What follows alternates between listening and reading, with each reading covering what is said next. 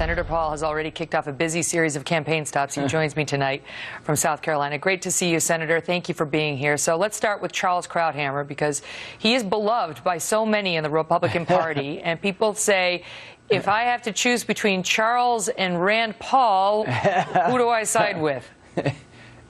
And here's the thing, and I like Charles. He's a fellow physician, and we have a good personal relationship. But you know what? Sometimes he's just wrong.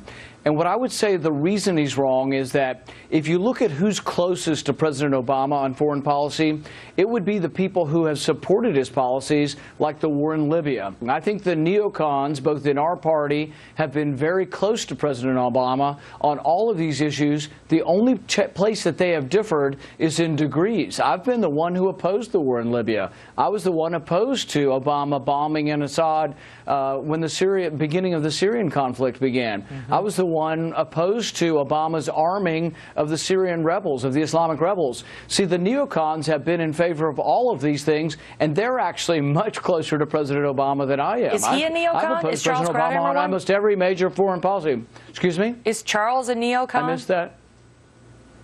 Well, I would say that Charles on this issue is incorrect. And the thing is, we can have an honest disagreement. I'm just trying to understand who you mean, because you've been saying a lot about neocons. And who are they? In your mind, right. Who are they? What section of the Republican Party do you mean? It's more of a philosophy. Is it like Bill Kristol? It's more of Lindsey Graham?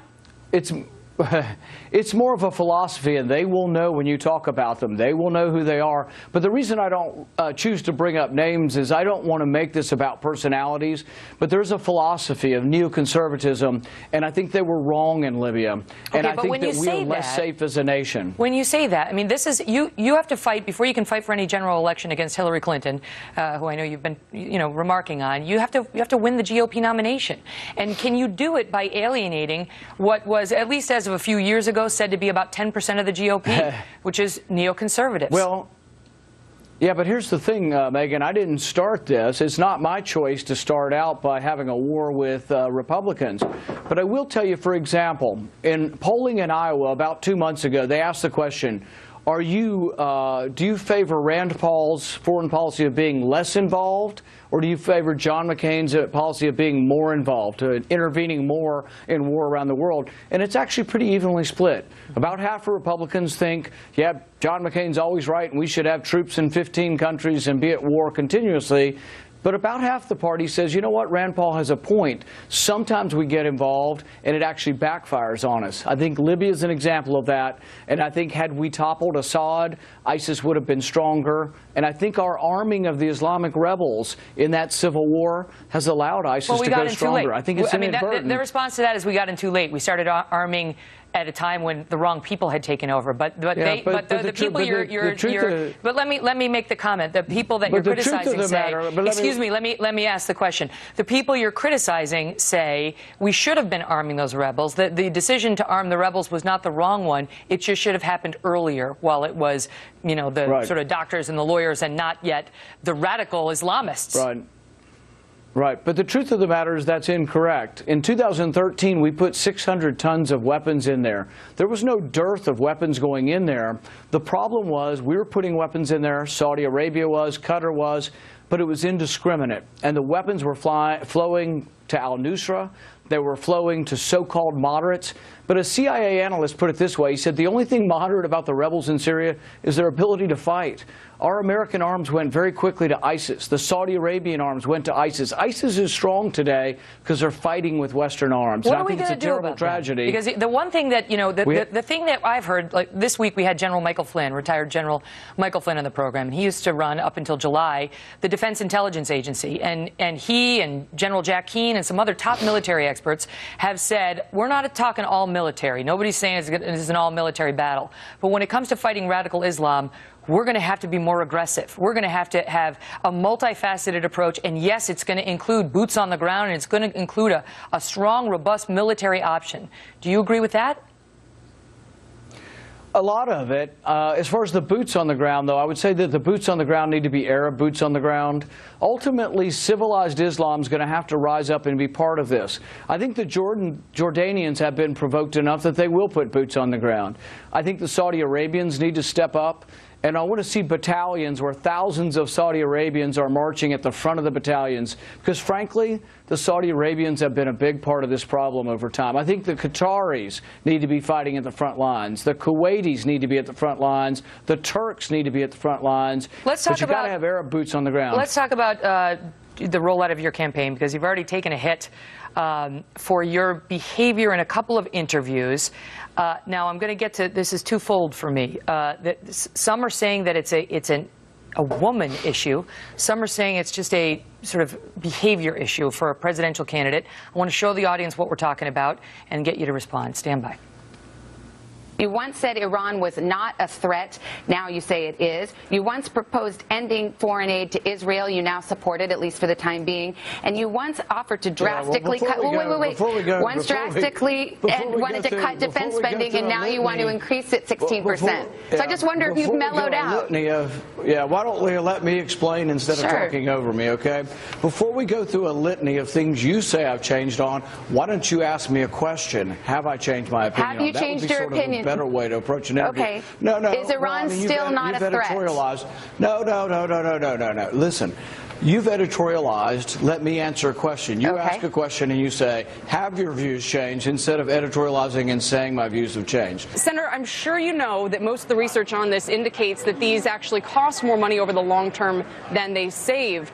Well, Are that's you saying incorrect. That your plan will be different? Let's go back again. Your premise and your question is mistaken, okay? There's it works that first year, Senator. Hey, let me finish. Hey, Kelly. Hey, I'm sorry, go ahead. I'm sorry, go ahead. Calm down a bit here, Kelly. When you see those clips, Senator, what do you think now? You know, I think that interviews are difficult. Like right now, while we're doing this interview, I can't see you. You know, I'm in a remote, by a remote camera in South Carolina. And when an interview is contentious, and when an interview is full of a lot of opinion and editorializing, and it's a long-winded question that's setting you up to say, well, you know, you've been beating your wife all of these years, and when are you going to stop beating your wife? It's very difficult in those contentious interviews. And you can also see, I don't think it makes for good TV on both sides. And I do lose my cool, and I do lose my temper sometime, and I should be better at that. But the thing is, you don't get any visual clues, and it's much harder to have. I think usually when you're sitting down with someone, it's easier to have a reasonable conversation. But you've watched TV. You see TV where it's just yelling back and forth, and I don't think people like that necessarily. But, you know, I wasn't the one starting the contention. Those women were not yelling at you. They were not yelling at you. Well, I wasn't yelling at them either. Basically, it was a talking over each other kind of thing. And but do you regret I don't think it makes for good TV. Do you regret it? Do you regret shushing the one reporter and jumping in? I mean, Savannah Guthrie's not exactly known for her, you know, aggressive unfairness. Right. I think the question was unfair. Do I think that I responded appropriately? You know, I would rather not have contentious interviews. I'd rather do 30 minutes with Charlie Rose, laid back in a evening, you know, in a lazy boy chair. I know, but we only get a few minutes with you, so we got to get in, we got to get out. Like right now, I've got 8 minutes with you, and there's not a lot of time for niceties. You know, we got to. You understand the position the reporters are in, and the question. I'm going to get to the woman thing in a minute, but the question some people are asking about you is whether you're ready for prime time, because it's only going to get worse. You know, it's only going to get worse. It's going to get more contentious. When you get up on that stage for those presidential debates, you're going to get pounded.